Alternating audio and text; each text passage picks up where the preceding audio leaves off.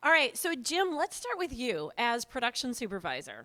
All right, so tell us a little bit about this competition and how you assembled or how this fabulous team ended up coming together.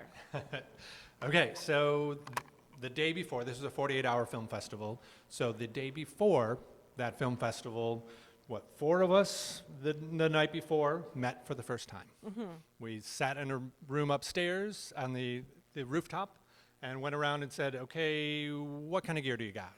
What do you do? What's your name? You know, who are Starting with the these basics. people? And tried to figure out who was available, what we could do for the weekend, and who wasn't there. Yeah. And it was trial by fire of learning how to work with each other and who can do what. And it actually worked really well that we all just sort of said, okay, you do that, and I'll let others say about how well that worked. I thought it worked really well. Yeah, which is really surprising because you get a group of strangers together and, you only have 48 hours to gel. So, John, you were working as team lead, right? So, among other things, it seems like everyone wore a lot of hats, but team lead, I would imagine, a big role because you got to get people gelling and working together as a team quickly. You don't know each other. What was your approach? What was your strategy? Well, it depended on the number of people that showed up. The first day that we had the meeting with Jim, we were going like, okay, now we're 4. And then Friday night when they actually did the drawing, a couple more people showed up. And everybody fell into the role pretty naturally. Everybody kind of had a sense of what they could do. I did have most of the photographic equipment and the editing equipment. So that kind of put me in that spot right away. I don't think anyone else really had any video cameras or anything like that. Okay.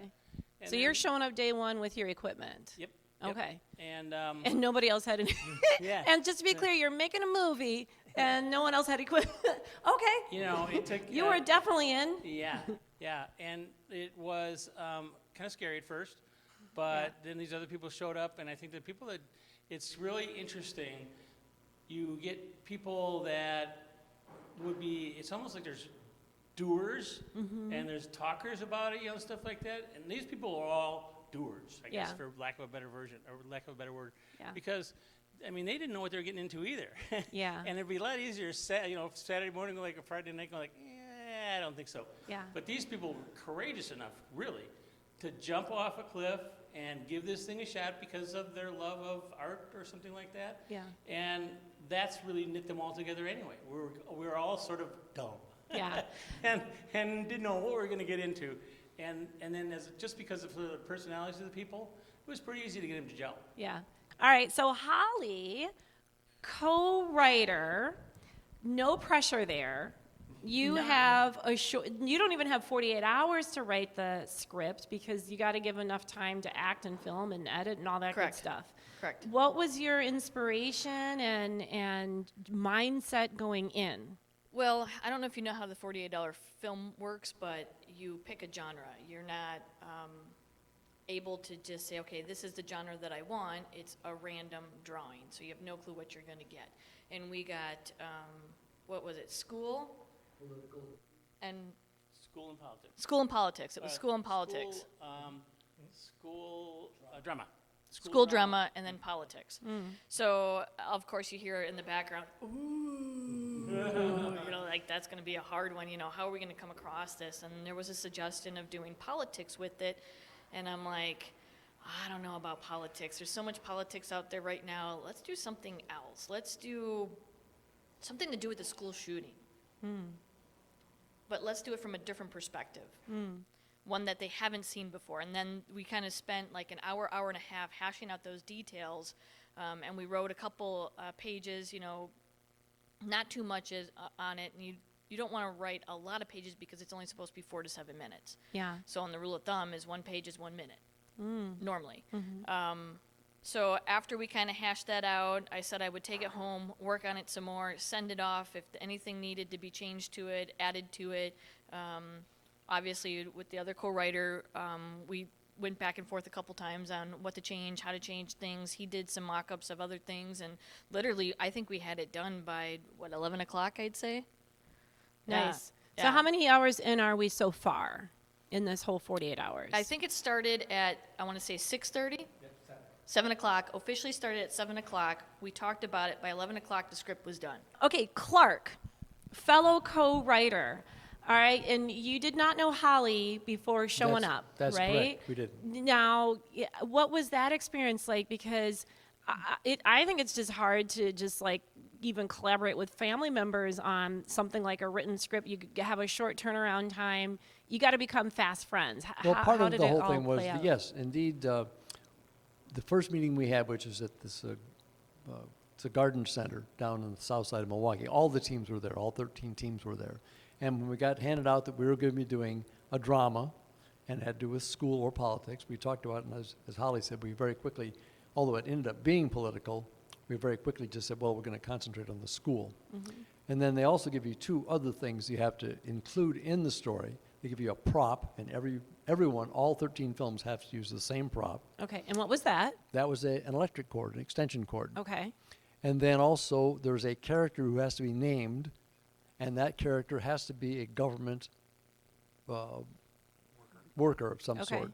So you have to work that into the script as well. Okay. And then the third thing, there's a line that every script has to use, and it was, "Psst, come here." Okay. So you've got to have all these elements and work it into it. Yeah.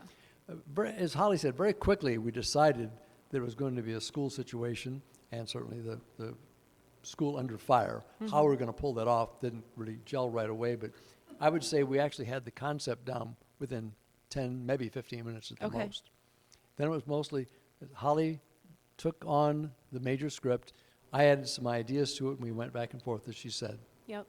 And then once we had that in mind, John, in essence, because he was the director as well as the shooter, had to then form this script into his vision of it, because you have to have someone be the person who's going to make those decisions. Yep. And then at some point, you've got your actors, right? So you hired actors that were more than just you on the stage, or all of you acted. That was the other thing. Okay, so we had the setting, and we, of course, used the No Studio Theater for our setting, which is very handy for that. Yep.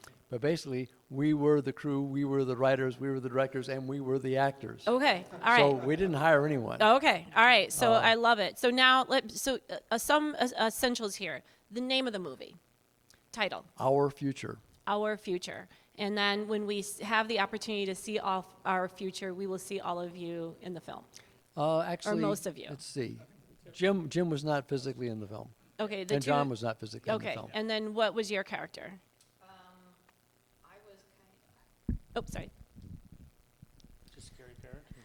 I was kind of a parent, Okay. but you don't know what kind of a parent I was. Okay.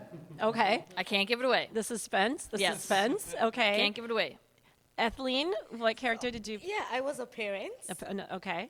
but I'm not gonna say, well, maybe some kind of a crazy parent. Yeah. Came late, you know. We did have one actor who's not here. Yep. That was Ed. And Ed played the AV operator for the theater that we were in. Okay. It was basically a small theater off to the side in a high school. And so this was a very special event for a small group of parents. Yeah. And we kept saying, and I got to be the named character because we had to give a guy a name. Yeah. So I got to be the named character. Nice, nice. So, Holly, you've never done anything like this before, right? This is your first time? I've been working in the film industry since 2004. Okay, so do you share Etheline's reflections that this team came together quickly as a family and nobody cussed each other out? It was like a remarkable, like unusual A in miracle. this industry. It literally Nothing was short a of a miracle. Yes, I've worked on big sets, small sets, and this would not have been possible if it wasn't for No Studios. So I give all the props in the world to No Studios for giving this opportunity for us to meet as a family and as a team, and coming across with this product that we did finish within 48 hours. Yeah. You know, it would not have been possible without them. And all the sets that I've worked on, you're talking The Merry Gentleman, The Dark Knight, Wanted, Public Enemies. I've worked on all kinds of sets, and you see everybody in the background running around and people cussing at this person and then throwing this there and throwing that chair over there. And, you know, they're getting frazzled and frustrated, and then they're working 12 to 14 hours a day. And with everybody here, we had our own little niche, and Yeah. that niche was able to have all the niches filled in which we could finish everything that we needed done for this project. And normally, Yeah. that doesn't happen. So do you feel like it was just sort of the luck of the draw of who came together? Did you guys just get really lucky? It was meant to be. It was meant to be. It was meant to be. It was definitely meant to be. I like that. Very nice. Okay, so then now, John, reflections. You've had some sleep. No. You still haven't had any sleep. You're still traumatized by the experience. Just some reflections on you on how you felt about the whole experience. I think they're a lot of fun. Obviously, I'm a bit of a junkie for them. It gives me a real chance to do more filmic style things. I've been basically a commercial editor, Yeah. stuff like that for a long time. And it's all pretty much just like, marketing and stuff like that, Yeah. or commercials for this or that. So these projects give me the chance to sort of do something that I like a lot more. Yeah. And just like the rest of us, we're extremely grateful to No Studios for helping us do this. Yeah. For helping us provide the whole thing, for being inspiration to us. And I think that's part of why we became a team so quickly, is because we sort of shared a lot of the interest in doing something like this. And I think that's kind of why it wasn't hard for us to gel. Yeah. Because in one way or another, we were all seeking the same thing. Yeah. And I look forward to doing more with them. And now that we know each other a little bit better, it'll be a little easier to plan. But basically, all in all, even though it didn't turn out perfect, Yeah. it's still a good game. Now, you mentioned that everybody sort of came with their own little niche and was able to slot in, but it sounds like you also wore some new hats. Would you say that you learned some new skills through this too? Well, there's definitely stuff I picked up equipment-wise, and just in terms of a good way to utilize my equipment for doing things like this. There was a couple of snags, speed bumps along the way that I went like, I wish I would have thought of that first, kind of what they're talking to about rendering, things like that. So I think that, that was a good thing, and it was worth it. Yeah, nice. So, Jim, what has been being part of this team and part of this project meant for you? As many people have said already, yes, it was great that we did the thing that we were going to do. We had 48 hours to make a film, and we did it, and that was amazing that we did, or a miracle, actually, as you said. But I think the journey was as important, or actually probably more important. I will probably work with everyone on this stage again, maybe on another 48-hour film festival, maybe not, but I'll definitely work with everyone in some way or another. And in fact, we've already had, I think everyone here has had conversations with everybody else about, hey, the next thing they want to do, and that building, I come from the theater world, normally, and, it's building ensemble. And this, a few other people have said, we were on ensemble right away, where we trusted each other to fill in the gaps, or just know that, okay, what I do well might not be what you do well, but I'm going to trust you to do the thing that you do well. And it is something that I'd never done before. I'd never been on a film set before, and I want to do it again. Yeah. Absolutely. And Yeah. I want to work with all these people again. Yeah. And that's important. I love it. Kudos to everybody, right? You really pushed yourselves outside of your comfort zone, and along the way, you learned some new skills. You challenged yourself. You met some great people. But it sounds like most of all, you forged some friendship. So best of luck if you come together again as a team for the next 48-hour film. And next time, you're going to map the route to the finish line. And that's going to be the secret to success. Well, hey, everybody, hands in. 2, 3, No Studios! Congratulations, everybody. Thank you. Thank you.